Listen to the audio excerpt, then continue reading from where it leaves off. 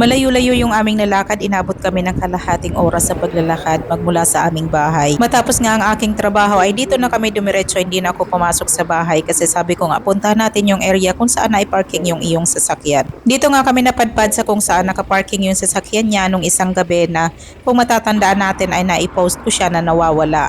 Ito yung area kung saan siya nagparking at ito yung isang kalsada na dire-diretso ito papunta sa my train station. Isang magandang lugar itong napagparadahan niya ng sasakyan kaya hindi mo naman aakalain na ganun ang mangyari. Ipinaliwanag nga niya sa akin na dito nga daw siya nagparada sa spot na ito kung saan nakaparada itong puting sasakyan na ito. Diyan nga daw siya nagparada sa kung saan nakaparada yung puting sasakyan na iyan at yung ka-opposite na bahay ay nabigyan niya ng number kaya pinasahan siya ng copy ng kanilang ring doorbell. Pero wala naman siyang nakita o nakaparada doon. Wala siyang natanaw dahil nga natatakpan ng halaman yung kanilang doorbell. So hindi masyadong visible yung sa kabilang kalsada, siguro kita lang yung sa loob ng kanilang garden. At tandang-tanda nga daw niya na dito talaga siya nagparada dahil yun sa kabilang kalsada ay merong ginagawang bahay kaya alam na alam niya. At saka araw naman siya nung nagparking dahil alas 10 na nga siya nung umalis sa bahay. Mga 10:13 siya umalis ng bahay, siguro nagparada siya mga 10:18 ganyan kasi malapit lang nga ito sa bahay kung imamaneho. At sabi nga niya, dito daw siya lumusot sa kalsadang ito. Dito kasi yung daan ay malapit na ito sa amin, kumbaga shortcut na ito. At dito talaga siya madalas magparada kahit yung aming sasakyan na luma ay dito talaga niya ipinaparada.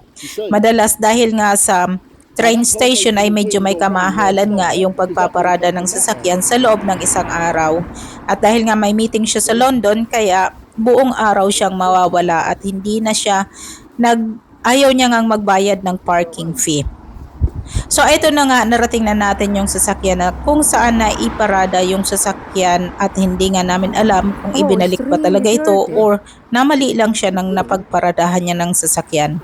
Pero talagang pinipilit ko siya na ipaliwanag niya sa akin o talagang dito ka ba o doon ka nagparada or saan ba talaga. So palaisipan para sa amin. At ganito nga yung itsura ng sasakyan, sobrang maputik siya, hindi siya masyadong visible sa ating camera. Pero sobrang grabe ang putik niya. Ayan, parang nanakbo siya or parang i-drive siya sa isang putikan or sa isang countryside lane at doon siya idinaan. Sobrang maputik talaga buong sasakyan.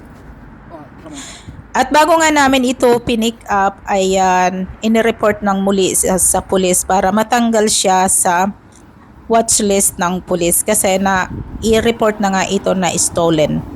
Kaya para safe naman kami ay pinatanggal niya muna yung record sa pulis bago namin pinick up at iniuwi nga sa bahay. At iuuwi na nga natin itong sasakyan na ito sa bahay dahil pipick upin na ito ng car rental. So ito nga palang sasakyan guys ay hindi talaga amin dahil inuupahan lang itong sasakyan na ito dahil pansamantala namin itong ginagamit sa loob ng 3 linggo na namin ginagamit ito dahil yung aming sasakyan talaga ay sira. So meron kaming 2-month-old na sasakyan.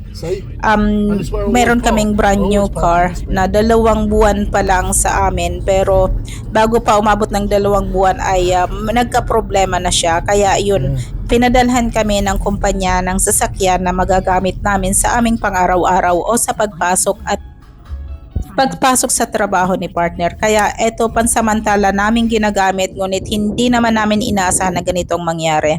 Eto talaga yung aming sasakyan na nakaparada lang sa bahay sa loob ng 3 linggo. Inaantay namin na pick upin. Ayun lamang ang ating update sa ating sasakyan and thank you so much for watching. See you soon. Bye!